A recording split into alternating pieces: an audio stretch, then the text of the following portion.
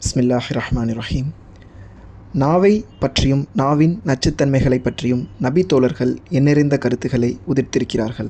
நாவை பாதுகாப்பதற்காக அவர்கள் கடினமான பல பயிற்சிகளை மேற்கொண்டு வந்திருக்கிறார்கள். இப்போது அந்த பெருந்தகைகள் என்ன சொல்கிறார்கள் என்று பார்ப்போம். அபூபக்கர் அலி அவர்களை பற்றி நீங்கள் அறிந்திருப்பீர்கள் என்று எண்ணுகிறேன்.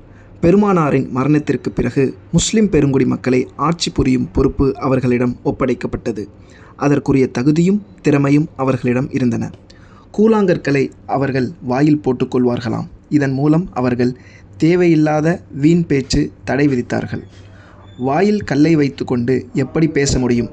கண்ணை மூடிக்கொண்டு பார்ப்பது போன்று ஒரு செயல் இது. பேச வேண்டிய தேவை ஏற்பட்டால் கல்லை துப்பிவிட்டு பேசுவார்கள் அவர்கள். இதை பற்றி அவர்கள் எச்சரிக்கையும் கொடுத்திருக்கிறார்கள். தம் நாவை சுட்டிக்காட்டி கூறினார்கள். இது சம்பந்தமாக பெருமானாரிடமிருந்து நமக்கு எச்சரிக்கை வந்திருக்கிறது. நீண்ட சிறை தண்டனைக்குரியது நாவு ஒன்றுதான். அதை நீண்ட நாட்களுக்கு சிறைப்படுத்தி பழக்கப்படுத்த வேண்டும் என்று இப்னு மசூத் கூறுகிறார். தாவூஸ் என்பவர் தம் நாவுக்கு சிறுத்தை என்று பெயர் கொடுத்திருக்கிறார். என் நாவு ஒரு விலங்கு, மனிதனை கிழித்தெறியும் வனவிலங்கு அது.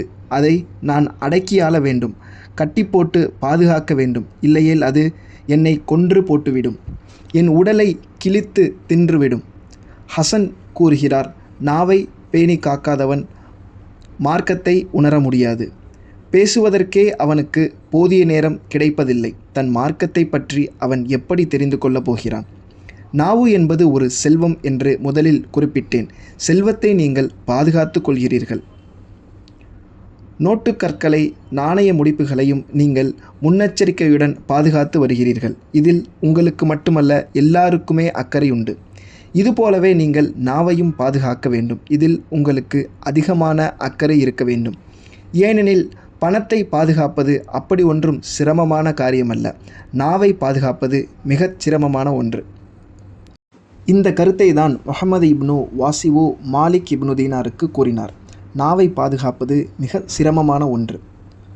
பொருளை காப்பதை விட நாவை காப்பதே மிக சிரமமானது. ஒரு சமயம் முஆவியாவுக்கு அவர் ஆட்சி புரிந்த பிரஜைகளில் சிலருக்கும் இடையில் உரையாடல் நடந்தது. அப்போது அஹ்னப் இப்னு கைஸ் அருகில் இருந்தார். முஆவியா கேட்டார், ஏன் பேசாமல் உட்கார்ந்திருக்கிறீர்கள்? நியாயத்தை கூற வேண்டியது தானே? அஹ்னப் கூறினார், எதை கூறுவது? பொய்யை சொன்னால் இறைவனின் சினத்துக்கு நான் ஆளாக வேண்டும். உண்மையை சொன்னால் தங்கள் கோபம் என் பக்கம் திரும்பும். எதையும் கூற முடியாமல் நான் தத்தளித்து கொண்டிருக்கின்றேன். 4 அரசர்கள் ஒன்று சேர்ந்தார்கள் ஒரு சமயம். இவர்கள் 4 நாடுகளை ஆட்சி புரிகிறவர்கள். தம் வாணாலில் எத்தனையோ விதமான அனுபவ அறிவுகளை பெற்றவர்கள். அவர்களில் ஒருவர் சொன்னார், என் ஆட்சி காலத்தில் நான் அடைந்த அனுபவம் இது.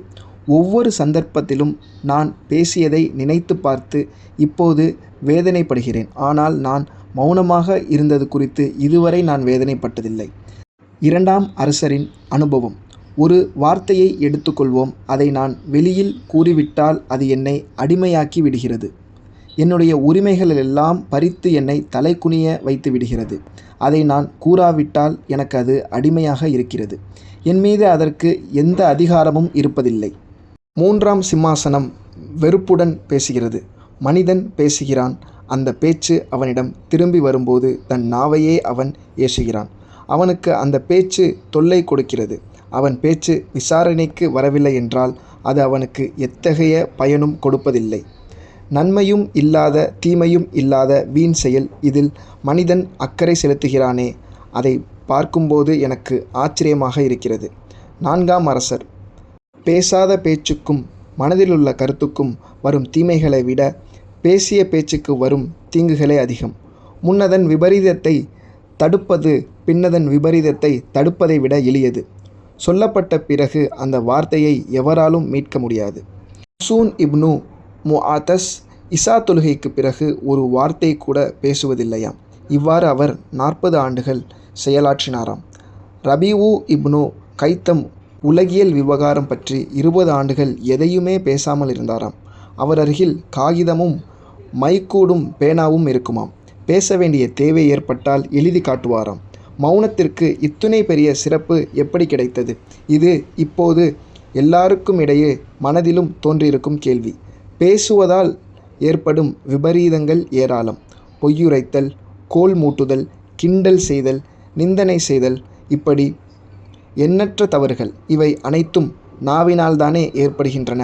எனவே மௌனத்தின் சிறப்பு மேல்நோக்கி உயர்கிறது.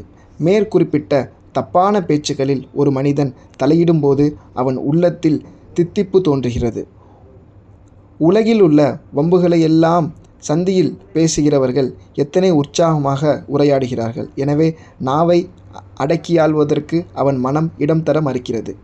மௌனத்தை பார்த்து முகம் சுளிக்கிறது. இதை பற்றிய முழு விவரம் விரைவில் இடம்பெறும். சுருங்கச் சொன்னால், பேசுவதில் ஆபத்து உண்டு, மௌனத்தில் வெற்றி உண்டு. எனவே வெற்றிக்குரிய மௌன பாதை மதிப்பிற்கு சிறப்பிற்கும் உரியதாகும். பேசிய பிறகு ஒரு வார்த்தை எத்தகைய நிலையை உண்டாக்கும் என்று எவராலும் திண்ணமாய் சொல்ல முடியாது.